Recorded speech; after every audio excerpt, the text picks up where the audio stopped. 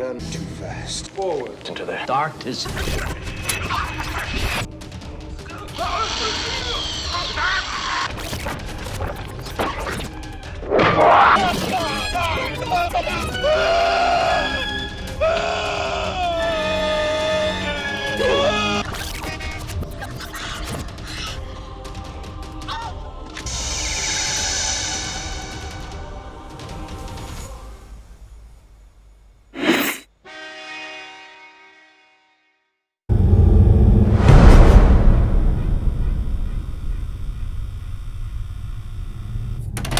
Welcome to Slash Forward, the channel where we provide summarization and commentary on all your favorite popular and obscure horror movies. In this video, we're going to run through the 2012 film Grabbers. This is a quaint little film about an alien invasion that takes place on a sleepy little Irish island village. It saw a limited release in the foreign market, so isn't necessarily well known, and is certainly underrated. Not unlike Attack the Block, this movie is a science fiction horror mashup with elements of comedy. It uses effective plot devices and cinematography to squeeze as much out of their limited effects budget as possible. Let's take a look at how it all came together.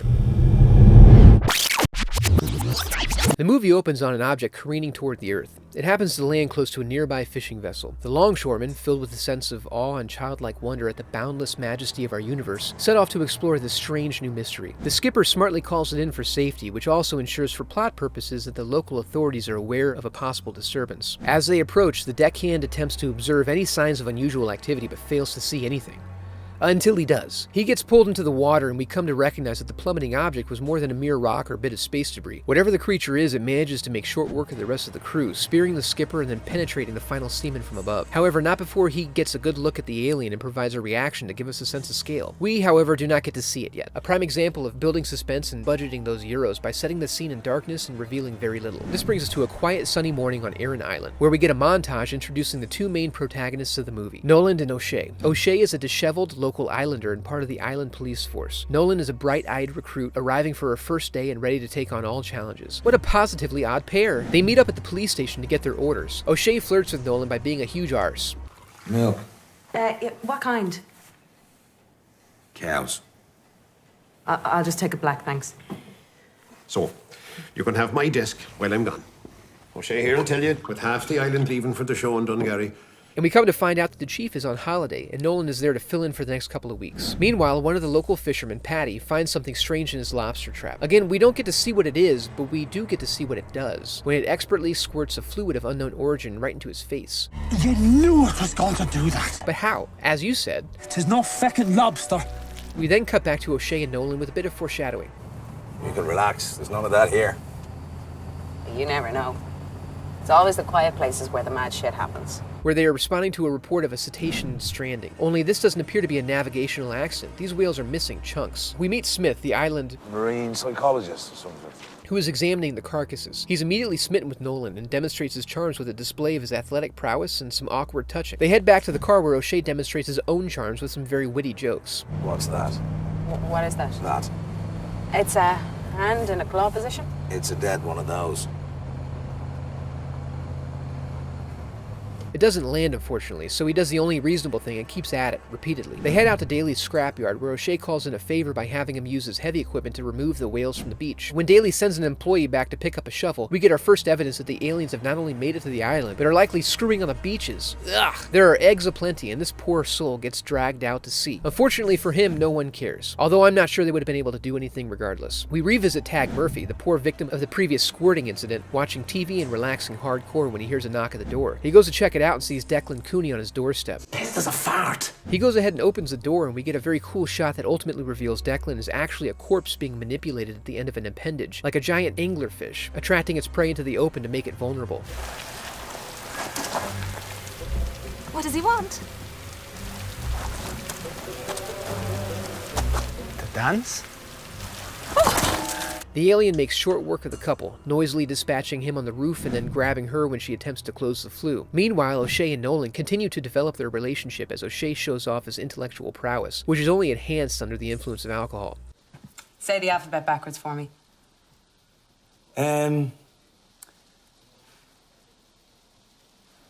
While Patty dons a welding mask to go check out his new pet, but it's gone. Oh, there it is. Patty promptly puts the boots to it and gets the feck out of there. The next morning finds the main cast grouping up at Smith's lab to check out Patty's new pet. We are introduced to a colloquial test to verify the aliveness of a specimen. She's dead. The examination reveals that the creature likely survives by consuming blood and is a female. How can you tell? How can I tell? Well, it's got no testicles.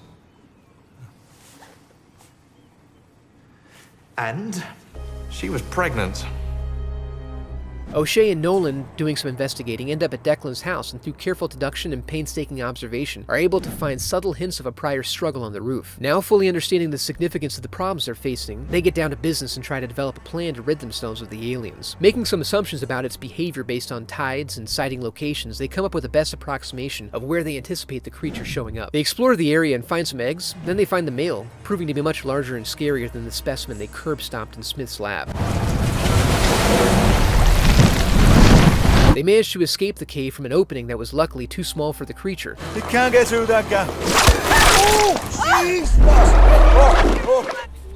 I'd recommend you continue leaving. They head straight back to Smith's lab to ensure his version never grows up. In the process, they realize the big one is likely looking for their specimen, so they arm themselves. Luckily, nothing happens, though, and they start to piece things together. The creatures are very durable. Patty likely survived due to his blood alcohol content, indicating they are allergic to alcohol, and that the creatures are able to move effectively on land when the waters allow, through rising tides and rain. Unfortunately, an impending storm will both allow the creatures full run of the island, while also preventing the islanders from being able to reach or get help from the mainland.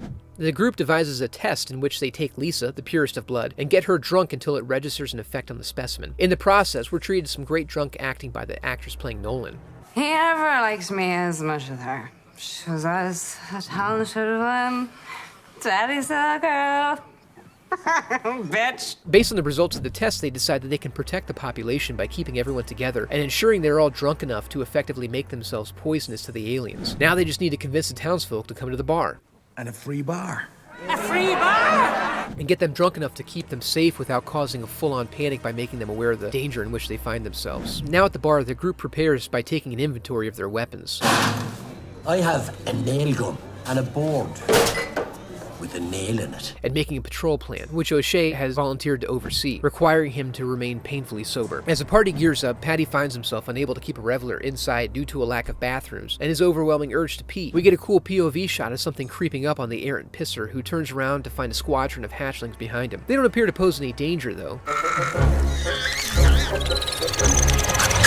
Oh, scratch that. With some help, they manage to detach the baby, but then find themselves face to face with the biggin in a scene that is very well constructed. The rain helps obscure any imperfections in the CGI, making it easier to get drawn in, and the angle of the shot and openness of the scene give the audience a very visceral idea of what it would feel like to be vulnerably exposed in such an openly dangerous situation. Meanwhile, our full-bladdered reveler gets et, with his head being the only part left, despite the fact that it went in first. As O'Shea and Nolan head back inside, we now find the severe downside to their plan, as the group attempts to spring into action despite their prodigious impairment. Brian manages to pull it together and charge outside, but immediately comes to realize the futility of his actions and hauls ours back indoors. While discussing the next steps, they let slip in front of a larger audience that there may be some danger and that something outside is trying to kill them. As they address this, Smith manages to slip out and hit on the main grabber.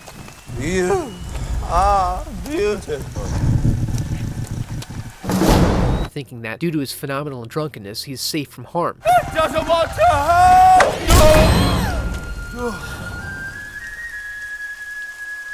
Well, guess not. The group outside comes clean with the general population, and they all agree to move the party upstairs. They ultimately decide that the big one must be attracted to the scent of the female, and O'Shea's got that stank all over him. The new plan is to get the keys to the truck outside and lure the creature out to a construction site, where they can use the heavy equipment to string it up, keeping it under control and causing it to dry out when the rain stops. Like all of their other drunken plans, this one falls apart in the execution phase. We end up with Nolan driving the truck with O'Shea sitting in the back attracting the bull with that sweet, sweet musk. When they get to the construction site, the creature proves to be smarter than they thought, declining to be lured into their trap. But they still manage to at least pin it down under a bulldozer, poison it with Patty's homebrew, and then blow it up with a flare gun and some fuel barrels. Ah, shut your hole!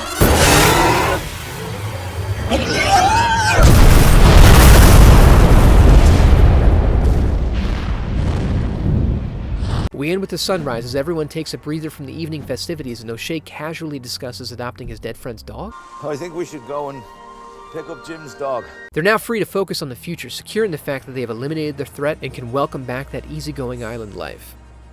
Oh, right. Overall, this is a very worthwhile movie that I recommend. As I was thinking of the things they did well, I realized that it basically overlaps with all the positive attributes I had for Attack the Block. Good use of a limited budget, keeping the monster hidden initially, and using plot devices in a way that required, when the monsters are eventually shown, that it be obscured in some way. It's a great way to do a lot with a limited budget. Taking that one step further, I realized also that both movies involve aliens coming to Earth in a meteorite, presenting themselves to a small local population, having one female that lets off pheromones the male counterparts are attracted to, which also gets on the main character's clothes, etc. I mean, what the hell? Giving them the benefit of the doubt, I have to say the similarities don't distract from the overall experience. The films are different enough in the settings, details, and characters that it doesn't distract from the strong points of either film. Both were excellent in their own right, and come highly recommended. So that's it for Grabbers. I hope you enjoyed the video, and thank you for watching.